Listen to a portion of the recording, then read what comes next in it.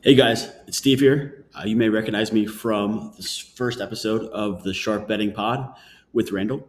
We're going to be doing those twice a week, so we're really excited to have you listening to that and being able to put that out for you guys. But I'm also going to be doing some video content as well, just covering a variety of topics. And the first one for tonight is going to be covering my opinion on this Thursday night football game. I actually really do like the Seattle side tonight. And I promise it has nothing to do with me being a Seahawks fan. No, I'm just kidding. I'm actually not. I'm a big Russell Wilson fan just because he's made me a lot of money over the years, specifically in this spot as an underdog. But yeah, I my only allegiance in sports is to my bankroll. Yeah, we're here on the OddsJam odds page, but I first just want to quick swing over to my power ratings. So we covered this in our first podcast episode. I'm not going to get into it, but I rate all my teams from 1 to 32, and then based on math, which I explain in the podcast, I come up with the difference. So I come up with my power rating or what my spread should be based on my power ratings. And I actually have the Seahawks as a 1 point favorite. There's a 3 point discrepancy on my number and the Las Vegas line. So that's a starting point for me, and it makes it a play. And there's a lot of other things that I really do like about this game, especially situationally, that lead me to bet on the Seahawks. Now, just a little bit about me. I am mostly a situational handicapper. Who just looks at the way how teams match up, and then also just based on the scheduling spots, public perception, things like that. Obviously, I do have a little bit of a mathematical handicap using the power rating system, but like I said on the podcast, that's only an initial start for me. So like it's not like I have like a mathematical regression system that I use to adjust my power ratings. I do it strictly on watching the games and objectively adjusting the teams based on their performance in the field and then also injuries. And just to give you an idea, like my power ratings on these teams are pretty accurate.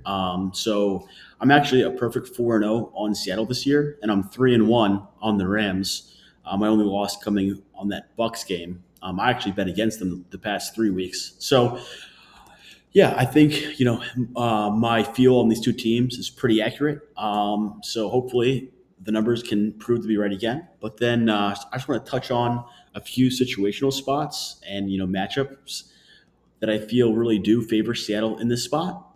The first being as I touched upon, Russell Wilson in the role of an underdog.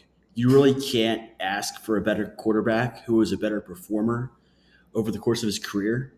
He's been an underdog 31 times, and he's 22-9 against the spread. That's good enough for 70%. It gets even better when he's a home underdog. He's 15-5, 75%. And really, he's just been a great bet against the division, against NFC East teams when he's not favored by 7 or more. Because Seattle over the past few years just haven't been a team that's been a super offensive team. He's 12-7, good enough for 63%. And then a lot of people know, like, he's kind of like Mr. Primetime. He's 22-10 in his career on primetime, good enough for 68%. So I'm not a trends guy, but there's no denying that Wilson, when the lights are the brightest, plays his best. Even sometimes when the spreads are in their favor, but especially in the role of an underdog, when he's getting points, just has to win the game or come close. He's one of the best. So I'll almost always back Wilson in this spot. And then, I think I'm a lot higher on Seattle than a lot of other people. And granted, they haven't looked great the past 2 weeks, but one injury that really went under the radar was Brandon Shell, their best offensive lineman. He went down in that first half in their game in week 2 against the Titans. They were up by a big margin, 24-9 at half in that game. Shell goes out. They can't do anything second half. The Titans come back and outscore them 24-6 and win in overtime. In week 3, the offense looked wretched against the Vikings. And last week, even though they ended up winning the game by, 28-14, by 2 touchdowns, really, they didn't look great. I mean, the first half, they barely moved the ball. It was a 7-0 game until Wilson scrambled and made a play like he usually does at the end of the half. And then he had just an amazing play where he escaped the defense, rolled right, and made close to an impossible throw to the tight end, and that gave him a 7 point lead. But then Jimmy G got hurt, and that game got out of control for the Niners. But my point is, this is going to be the first game since that first half in week 2 where the Seahawks offense actually looked good, where their offensive line's back to full health. And, a lot of people and a lot of like handicappers, a lot of bettors, they'll pay attention to the injuries of the stars, but they don't pay much attention to, the guys in the trenches. And that's really important because if you can't block, you can't do anything in the NFL. So having a healthy offensive line is key. So that's a big part of my handicap, just keeping an eye on that, on the big guys in the trenches to see their health, because even though it doesn't get reflected in the line, it makes a big difference.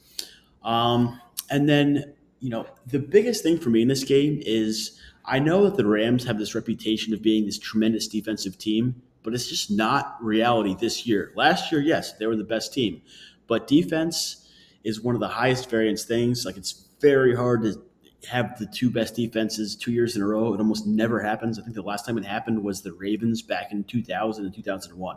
So it almost never happens. And the Rams just had a lot of turnover. Obviously, they lost their defensive coordinator, Brandon Staley, who's now with the Chargers. But they also lost a lot of depth in their front seven and secondary. And, yes, they have the best defensive player in the league in Aaron Donald, and they have arguably the best cornerback in Ramsey. But outside of that, there's just not much there. So far this year, they're one of the worst teams in the league against the run. They're allowing 4.7 yards per carry, 27th in the league. Last week, the Cardinals just gashed them. Edmonds, the Cardinals' starting running back, averaged 10 yards a carry. Murray chipped in another 40 on the ground, and the other backup running backs contributed for close to 60 themselves. So they totally ran all over them. And they also allow the sixth most rushing yards to QBs. So even though Chris Carson's a game-time decision, Alex Collins is definitely a suitable replacement. He averaged over 4.4 yards per carry last week. He also had 2 receptions for 34 yards. So, running backs are a dime a dozen. And, Collins versus Carson, I'd probably prefer to have Carson's. He's a little bit better, but it's not like there's much of a drop-off whatsoever between Collins. And in a perfect world, it'll be Collins and Carson plus, a few scrambles from Wilson. But then even against the pass, the Rams, they're only a middling team. They're 15th in the league, allowing 6.7 yards per attempt.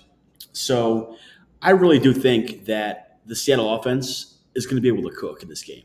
They're primed to take advantage of the Rams defense the same way that the Cardinals did last week. They match up extremely well, and the Rams defense is coming off by far the worst performance of the year only 4 days ago. And Seattle's offense presents a lot of the same challenges, if not more. The Seattle has a very deep receiving core. DK Metcalf and Tyler Lockett, they almost have identical receiving yards or receiving stats on the year. They both have 30 receptions for close to 300 yards and 3 touchdowns. So it's really like 1A and 1B. So it's pick your poison for the Rams. But, they have Ramsey, who will be able to really limit one, but they lack that 1B corner. There's a huge drop-off between Ramsey and the guy on the other side of the field. So, one who's not covering Lockett or Metcalf, I look for that guy to have a monster game. In addition to that defensive shortcomings in the secondary and front seven, Russell Wilson's as mobile as they come, and they had a big problem with that last week with Murray. And Wilson is every bit as good, if not better than Murray. He's definitely more experienced. And I really do think, when I saw the line before I did my power ratings, I really thought, wow, I think the wrong team's favored here. Again, the Rams were the darling coming into the season, and they were humbled last week. And a lot of sharps and a lot of public bettors think that they're going to bounce back tonight. I disagree. I don't think we've seen the best of Seattle yet. I actually bet these guys to win the Super Bowl before the season started at 25-1, just because I thought that number was too high. And, even though Seattle's a little bit dinged up, they're getting their offensive line back. Hopefully Carson plays. If not, Collins is a fine replacement. And, I look for Wilson to make those, patented plays he makes, those, few key improvisational plays that makes a difference in this game. And, I look for them to win this game outright.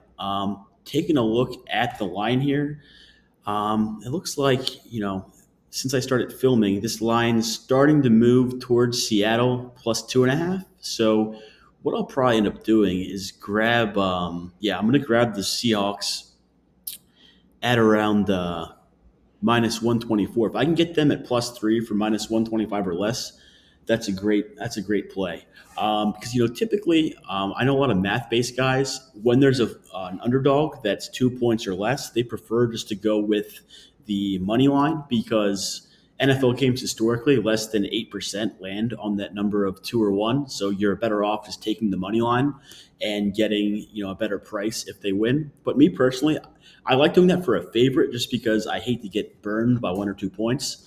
But having that 1 or 2 points in your pocket if they lose, it can be helpful. And especially now that they move the extra point back, 2-1 comes into place a lot more often than it used to. I mean, back in the past, yeah, it was pretty much a dead number.